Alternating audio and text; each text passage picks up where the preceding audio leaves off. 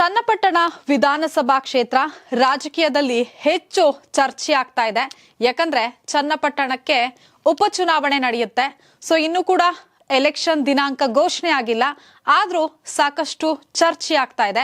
ಯಾಕಂದ್ರೆ ಮೈತ್ರಿ ಅಭ್ಯರ್ಥಿಯಾಗಿ ಯಾರು ಕಣಕ್ಕೆ ಇಳಿತಾರೆ, ಜೊತೆಗೆ ಕಾಂಗ್ರೆಸ್ನಿಂದ ಅಭ್ಯರ್ಥಿಯಾಗಿ ಯಾರು ಕಣಕ್ಕೆ ಇಳಿತಾರೆ ಅನ್ನೋದು ನಾವು ಗಮನಿಸಿರ್ಬೋದು. ಈಗ ಏನು ಕೇಂದ್ರ ಸಚಿವರಾಗಿದ್ದಾರೆ HD ಕುಮಾರಸ್ವಾಮಿ ಅವರು ಮಂಡ್ಯದಿಂದ ಮೈತ್ರಿ ಅಭ್ಯರ್ಥಿಯಾಗಿ ಲೋಕಸಭಾ ಚುನಾವಣೆಗೆ ಕಣಕ್ಕಿಳಿತಾರೆ.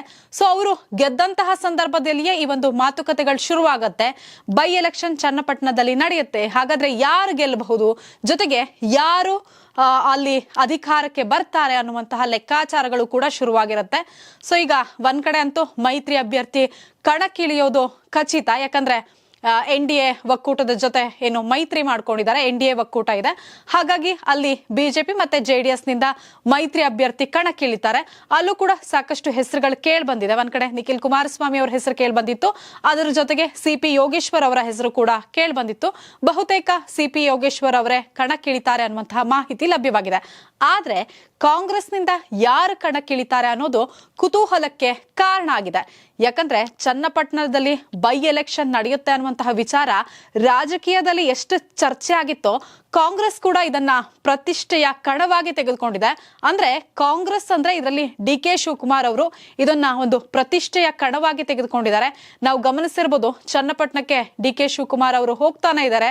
ಫಸ್ಟ್ ಟೈಮ್ ಹೋಗಿದ್ರು, ಚನ್ನಪಟ್ಟಣದಲ್ಲಿರುವಂತಹ ದೇವಸ್ಥಾನಗಳಿಗೆ ರೌಂಡ್ಸ್ ಅನ್ನ ಹಾಕಿದ್ರು.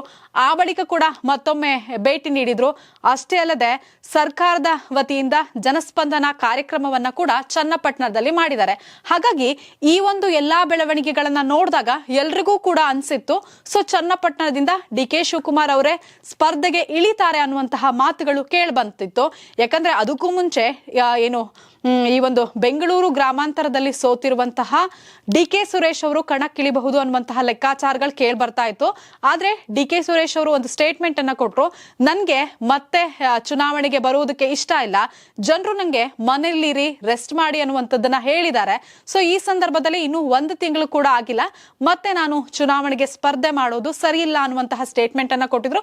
ಜೊತೆಗೆ ಚುನಾವಣೆಯಲ್ಲಿ ಸ್ಪರ್ಧೆ ಮಾಡುವಂತಹ ಯಾವುದೇ ಆಸಕ್ತಿಯನ್ನ ಕೂಡ ಅವರು ತೋರಿಸಿರ್ಲಿಲ್ಲ.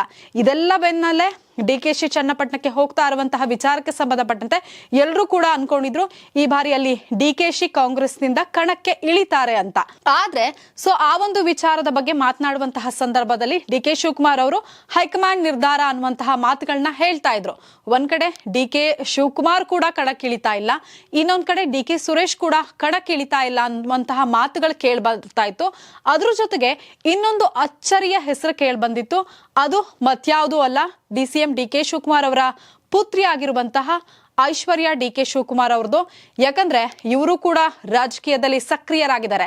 ರಾಜಕೀಯ ಅಂದ್ರೆ ರಾಜ್ಯ ರಾಜಕೀಯ ಅಲ್ಲ, ಸೊ ಒಂದು ಕುಟುಂಬ ರಾಜಕೀಯದಲ್ಲಿ ಈ ಸಲ ನಾವು ಗಮನಿಸಿರ್ಬೋದು, ಬೆಂಗಳೂರು ಗ್ರಾಮಾಂತರದಲ್ಲಿ DK ಸುರೇಶ್ ಅವರು ನಾಮಿನೇಷನ್ ಅನ್ನ ಕೊಡುವಂತಹ ಸಂದರ್ಭದಲ್ಲೂ ಕೂಡ ಅವ್ರ ಜೊತೆಗಿದ್ರು. ಅಷ್ಟೇ ಅಲ್ಲದೆ ಪ್ರತಿ ಕಾರ್ಯಕ್ರಮಕ್ಕೂ ಕೂಡ ಭೇಟಿ ನೀಡ್ತಾ ಇದ್ರು. ಜೊತೆಗೆ ರಾಜರಾಜೇಶ್ವರಿ ನಗರ ಸೇರಿದಂತೆ ಸಾಕಷ್ಟು ವಿಧಾನಸಭಾ ಕ್ಷೇತ್ರಗಳಲ್ಲಿ ಏನು ಈ ಒಂದು DK ಸುರೇಶ್ ಅವರ ಪರವಾಗಿ ಅವರು ಮತಯಾಚನೆಯನ್ನ ಮಾಡಿದ್ರು, ಕಾರ್ಯಕ್ರಮಗಳಲ್ಲಿ ಕಾಣಿಸ್ಕೊಳ್ತಾ ಇದ್ರು. ಸೊ ಅವರು ಕೂಡ ರಾಜಕೀಯಕ್ಕೆ ಬರಬಹುದು ಅನ್ನುವಂತಹ ಲೆಕ್ಕಾಚಾರ ಶುರುವಾಗಿತ್ತು. ಹಾಗಾಗಿ DK ಶಿವಕುಮಾರ್ ಅವರ ಪುತ್ರಿ ಆಗಿರುವಂತಹ ಐಶ್ವರ್ಯ ಅವರು ಚನ್ನಪಟ್ಟಣದಿಂದ ಕಣಕ್ಕಿಳಿತಾರೆ ಅನ್ನುವಂತಹ ಮಾತುಗಳು ಹೆಚ್ಚಾಗಿ ಕೇಳಿ ಬರ್ತಾ ಇತ್ತು. ಸೊ ಎಲ್ಲರೂ ಕೂಡ ರಾಜಕೀಯದಲ್ಲಿ ಅದನ್ನೇ ಮಾತಾಡ್ತಾ ಇದ್ರು. ಆದ್ರೆ ಅದೇ ವಿಚಾರಕ್ಕೆ ಸಂಬಂಧಪಟ್ಟಂತೆ DCM DK ಶಿವಕುಮಾರ್ ಅವರು ಒಂದು ಸ್ಪಷ್ಟನೆಯನ್ನ ಕೊಟ್ಟಿದ್ದಾರೆ. ಸೊ ಈ ಬಗ್ಗೆ ಅವರು ಟ್ವಿಟರ್ ನಲ್ಲಿ ಹೇಳಿದ್ದಾರೆ. ಅಂದ್ರೆ ಏನೀಗ ಚನ್ನಪಟ್ಟಣ ಸಾಕಷ್ಟು ಚರ್ಚೆಗೆ ಗ್ರಾಸ ಆಗ್ತಾ ಇದೆ. ಸೊ ಯಾರಾಗ್ತಾರೆ ಕಾಂಗ್ರೆಸ್ನಿಂದ ಕ್ಯಾಂಡಿಡೇಟ್ ಅನ್ನುವಂತಹ ವಿಚಾರಕ್ಕೆ ಸಂಬಂಧಪಟ್ಟಂಗೆ. ಹಾಗಾಗಿ ಅವರು ಟ್ವಿಟರ್ ನಲ್ಲಿ ಹೇಳಿರುವಂತಹ ಮಾತುಗಳನ್ನ ನೋಡೋದಾದ್ರೆ, ನಮ್ಮ ಕುಟುಂಬದ ಯಾವುದೇ ಸದಸ್ಯರು ಚುನಾವಣಾ ರಾಜಕೀಯಕ್ಕೆ ಬರುವ ಪ್ರಶ್ನೆಯೇ ಇಲ್ಲ. ಅಂದ್ರೆ ಇನ್ನು ಯಾರು ಕೂಡ ನಮ್ಮ ಕುಟುಂಬದ ಸದಸ್ಯರು ರಾಜಕೀಯಕ್ಕೆ ಬರೋದಿಲ್ಲ ಅನ್ನುವಂತಹ ಮಾತುಗಳನ್ನ ಹೇಳಿದ್ದಾರೆ. ಜೊತೆಗೆ ಈ ಹಿಂದೆ ನಾನು ಈ ಬಗ್ಗೆ ಸ್ಪಷ್ಟಪಡಿಸಿದ್ದೀನಿ ಅನ್ನುವಂತಹ ವಿಚಾರ ಕೂಡ ಟ್ವಿಟರ್ ನಲ್ಲಿ DK ಶಿವಕುಮಾರ್ ಅವರು ಹೇಳಿರೋದು. ಈ ಬಗ್ಗೆ ನಾನು ಬಹಳ ಹಿಂದೆಯೇ ಸ್ಪಷ್ಟಪಡಿಸಿದ್ದೇನೆ. ಆದ್ರೂ ಈ ಬಗ್ಗೆ ಆಗಾಗ ಸೃಷ್ಟಿಯಾಗುವಂತಹ ವದಂತಿಗಳಿಗೆ ಯಾರೂ ಕಿವಿಗೊಡಬಾರದು ಎಂದು ವಿನಂತಿಸುತ್ತಿದ್ದೇನೆ ಅನ್ನುವಂತಹ ಒಂದು ಎಕ್ಸ್ ಖಾತೆಯಲ್ಲಿ ಬರೆದುಕೊಂಡಿದ್ದಾರೆ. ಸೊ ಹಾಗಾಗಿ ಜನರಿಗೆಲ್ಲ ಅನ್ಸುತ್ತೆ, ಒಂದ್ ಕಡೆ ಡಿ ಕೆ ಸುರೇಶ್ ನಿಲ್ಬಹುದು ಅನ್ಕೊಂಡಿದ್ರು, ಅವರು ಕೂಡ ಆಸಕ್ತಿ ತೋರಿಸಿಲ್ಲ. ಇನ್ನೊಂದ್ ಕಡೆ ಕ್ಷೇತ್ರದಲ್ಲಿ ಡಿ ಕೆ ಶಿವಕುಮಾರ್ ಅವರು ಕಾಣಿಸ್ಕೊಂಡಿದ್ರು, ಬಟ್ ಅವರು ಕೂಡ ಸ್ಪರ್ಧೆ ಮಾಡ್ತಾ ಇಲ್ಲ. ಹಾಗಾಗಿ ಅವರ ಕುಟುಂಬದ ಮಗಳಾಗಿರುವಂತಹ ಐಶ್ವರ್ಯ ಡಿ ಕೆ ಶಿವಕುಮಾರ್ ಅವರು ಸ್ಪರ್ಧೆ ಮಾಡಬಹುದು ಅನ್ನುವಂತಹ ಲೆಕ್ಕಾಚಾರ ಇತ್ತು. ಆದ್ರೆ ಈ ಒಂದು ಎಕ್ಸ್ ಖಾತೆಯಲ್ಲಿ ಮಾಡಿರುವಂತಹ ಏನು ಇನ್ಫಾರ್ಮೇಶನ್ ಇದೆ, ಸೊ ಹಾಗಾಗಿ ಐಶ್ವರ್ಯ ಅವರು ಕೂಡ ಚನ್ನಪಟ್ಟಣದಿಂದ ಕಣಕ್ಕಿಳಿತಾ ಇಲ್ಲ ಅನ್ನುವಂತಹ ವಿಚಾರ ಗೊತ್ತಾಗ್ತಾ ಇದೆ. ಹಾಗಾದ್ರೆ ಚನ್ನಪಟ್ಟಣದಿಂದ ಕೈ ಅಭ್ಯರ್ಥಿ ಯಾರು ಅನ್ನೋದು ಕುತೂಹಲಕ್ಕೆ ಕಾರಣವಾಗಿದೆ. ಯಾಕಂದ್ರೆ ನೀವು ಗಮನಿಸಿರ್ಬೋದು, ಚನ್ನಪಟ್ಟಣವನ್ನ ಡಿ ಕೆ ಶಿವಕುಮಾರ್ ಅವರು ಪ್ರತಿಷ್ಠೆಯ ಕಣವಾಗಿ ತೆಗೆದುಕೊಂಡಿದ್ದಾರೆ. ಹೇಗಾದ್ರೂ ಮಾಡಿ ಗೆಲ್ಲೇಬೇಕು. ಬೆಂಗಳೂರು ಗ್ರಾಮಾಂತರದಲ್ಲಿ ಡಿ ಕೆ ಸುರೇಶ್ ತಮ್ಮ ಸಹೋದರ ಏನ್ ಸೋತಿದ್ದ ಆ ಒಂದು ಸೇಡನ್ನ ತೀರಿಸಿಕೊಳ್ಳೇಬೇಕು ಅನ್ನುವಂತಹ ನಿಟ್ಟಿನಲ್ಲಿ ಹೇಗಾದ್ರೂ ಅವರು ಚನ್ನಪಟ್ಟಣವನ್ನ ಗೆಲ್ಬೇಕು ಅನ್ನುವಂತಹ ಲೆಕ್ಕಾಚಾರದಲ್ಲಿದ್ದಾರೆ. ಹಾಗಾದ್ರೆ ಚನ್ನಪಟ್ಟಣದಿಂದ ಕೈ ಅಭ್ಯರ್ಥಿ ಯಾರಾಗ್ತಾರೆ ಅಂತ ಅನ್ಸುತ್ತೆ? ಡಿ ಕೆ ಶಿವಕುಮಾರ್ ಕುಟುಂಬ ಅಲ್ಲ ಅಂದ್ರೆ ಮತ್ಯಾರು ಅನ್ನುವಂತಹ ಪ್ರಶ್ನೆ ಕೂಡ ಮೂಡುತ್ತೆ. ಸೊ ಹಾಗಾದ್ರೆ ನಿಮ್ಗೇನ್ ಅನ್ಸುತ್ತೆ? ಡಿ ಕೆ ಶಿ ಕುಟುಂಬ ಯಾರು ಸ್ಪರ್ಧೆ ಮಾಡ್ತಾ ಇಲ್ಲ ಅಂದ್ರೆ ಬೇರೆ ಯಾರು ಸ್ಪರ್ಧೆ ಮಾಡಬಹುದು ಅನ್ನೋದನ್ನ ಕಾಮೆಂಟ್ ಮಾಡಿ. ಈ ವಿಡಿಯೋ ನಿಮ್ಗೆ ಇಷ್ಟ ಆಗಿದ್ರೆ ಲೈಕ್ ಅಂಡ್ ಶೇರ್ ಮಾಡಿ. ಮತ್ತಷ್ಟು ಅಪ್ಡೇಟ್ಸ್ ಗಳಿಗಾಗಿ ನೋಡಿ ಕರ್ನಾಟಕ ಟಿವಿ, ಇದು ಕನ್ನಡಿಗರ ಧ್ವನಿ.